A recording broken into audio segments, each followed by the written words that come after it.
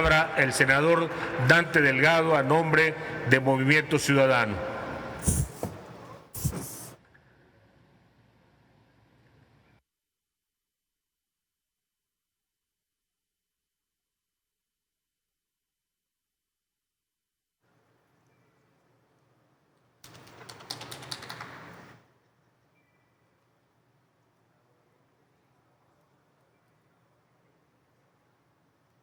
Suplico acondicionar la tribuna lateral para el senador Delgado.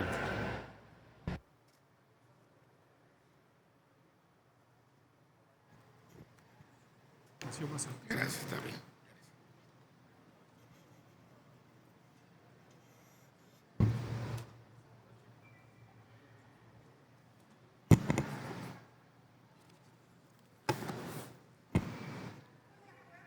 Senador Ramírez Marín, presidente del Senado. Adelante, Compañeras y compañeros senadores, el día 21 de septiembre hice pública una carta al presidente de la República advirtiéndole del sentimiento de que su propuesta de someter la justicia a una consulta popular. La justicia no se consulta, la justicia se aplica. ¿Imaginan ustedes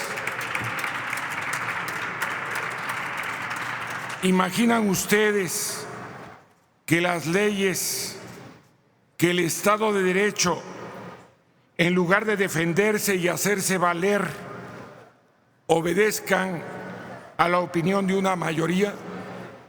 Yo no. En la carta advertí al Ejecutivo que debía evitar la tentación de controlar al Poder Judicial y lo invité a dar marcha atrás a la emboscada que le tendió a la Suprema Corte de Justicia de la Nación con su tendenciosa e improcedente petición de consulta popular. Sin embargo, después de que los personeros de Morena no lograron recabar las firmas suficientes, él mismo tomó la decisión de presentar la petición de consulta popular haciendo un uso indebido de un derecho ciudadano con el único propósito de intervenir en el proceso electoral de 2021. Porque todos aquí hemos leído la Constitución, sabemos que la obligación del presidente es presentar denuncias formales ante la Fiscalía General de la República para que se investigue y se juzgue a los expresidentes en caso de que se tengan pruebas. La solicitud de consulta popular enviada a este Senado de la República el pasado 15 de septiembre es inconstitucional. Además, desde la forma en que se hizo del conocimiento del Pleno hasta hoy, ha transitado un camino accidentado por el desaseo político y legislativo con la que el bloque mayoritario la ha querido imponer. Repito, como también lo hicieron los 5 ministros que con dignidad y valentía no cedieron ante la embestida del Ejecutivo. La justicia no se consulta, la justicia se aplica. Lo que hizo el presidente fue montar un circo mediático con el objetivo de agraviar, intimidar y coaccionar a las ministras y ministros de la Suprema Corte de Justicia de la Nación. El 24 de septiembre, por ejemplo, pidió que tomaran en cuenta, entre comillas, el sentimiento del pueblo. Ese mismo día, en un acto inédito en la democracia mexicana, desacreditó el proyecto planteado por el ministro ponente, con lo que inició su linchamiento público. El 30 de septiembre amagó a los ministros diciendo que de rechazar su consulta incurrirían en una simulación, y el 1 de octubre, el mismo día en que la Corte resolvería el asunto, exigió que no se le niegue al pueblo su derecho a participar en las consultas y advirtió que la Corte resuelva bien y que sería lamentable que la rechazaran.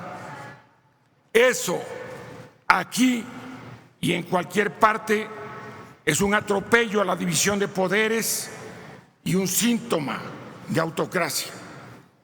Además, emisarios del Poder Ejecutivo presionaron a ministros de la Corte, como fue denunciado por ellos mismos al emitir el voto a favor del proyecto que declaraba la inconstitucionalidad de la petición. Todo nuestro reconocimiento a los ministros que esgrimieron argumentos jurídicos con dignidad, inteligencia y apego al Estado de Derecho. Desafortunadamente, la Corte no resistió y aprobó una consulta a todas luces inconstitucional y, peor, de manera indebida. Reformularon la pregunta presentada por el presidente para justificar lo injustificable, porque la Corte puede reformular una pregunta, pero no la materia de la consulta. En este caso, se cambiaron los sujetos, las acciones y se eliminó la materia penal de la misma. La pregunta del presidente se transformó en la pregunta de la Corte. La consulta debió declararse inconstitucional en el momento en que la Corte consideró que el presidente no supo formular su pregunta.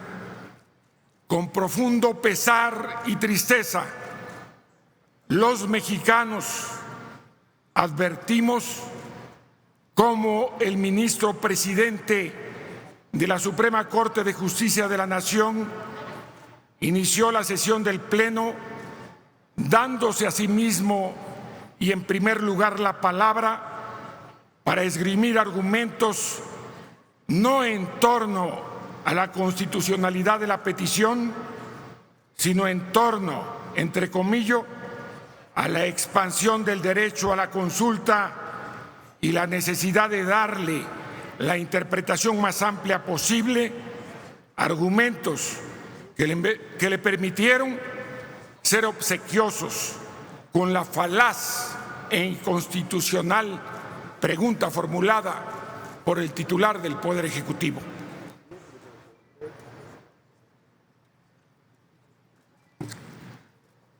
Habría que preguntarle al ministro presidente, con el mismo argumento de privilegiar la participación y el derecho a la consulta, ¿por qué razón su iniciativa de reforma judicial no fue consultada o discutida ni con jueces, magistrados, ni con los propios ministros de la Corte antes de que el presidente de la República la hiciera suya y la enviara a este Senado el pasado 20 de febrero del año en curso? Reforma que, por cierto, pretende concentrar en la figura del propio ministro presidente de la Corte un poder que puede llegar a lastimar la independencia y autonomía de quienes imparten justicia. Reforma que, lo repito con tono de advertencia, tendrá que aprobarse junto con el paquete de leyes secundarias y sí y solo si se conocen, discuten y valoran en un auténtico Parlamento abierto. Lamentablemente, con su decisión, el presidente y una mayoría de la Suprema Corte abdicaron sus responsabilidades constitucionales y su mandato de proteger y salvaguardar el Estado de Derecho. El ministro presidente dijo que la decisión, entre comillas, fue la correcta para el momento político y constitucional que vive el país. Y tiene razón, porque lo que está viviendo México es el fenómeno de un telepresidente dado al circo mediático, a la simulación y a la construcción de ficciones públicas. La tarea de la Corte no debería ser la de guiarse por los vaivenes políticos. La Corte no es un termómetro de la opinión pública. La Corte tendría que ser el garante del Estado de Derecho y falló. Concluyo, presidente. El presidente de la República no ha cesado en su obsesión por intervenir en el proceso electoral del próximo año. Ha polarizado al país y dividido a los mexicanos en su afán de hacer campaña desde el poder. Lo intentó sin éxito cuando presentó su proyecto de revocación de mandato, pero en este Senado impedimos que se realizara el mismo día de la jornada electoral y lo logró ahora con la pregunta que la Suprema Corte de Justicia de la Nación le obsequió. Movimiento Ciudadano lamenta esta manipulación de instrumentos de participación ciudadana. Rechazamos la invasión del Ejecutivo en el Poder Judicial y nos preocupa que se acelere la tentación autoritaria que ha impregnado a este gobierno. ¿Recuerdan qué es la división de poderes? ¿Recuerdan las razones por las que está plasmada en nuestra Constitución? ¿Recuerdan que todos los que estamos aquí juramos cumplir y hacer cumplir nuestra Constitución? Espero que sí, para que imaginen y dimensionen el profundo daño que le provoca a México tener un poder ejecutivo autoritario e intransigente, un poder legislativo que se suma como herramienta del Ejecutivo. Concluye, y un poder judicial que coloca los caprichos de un hombre por encima de la ley.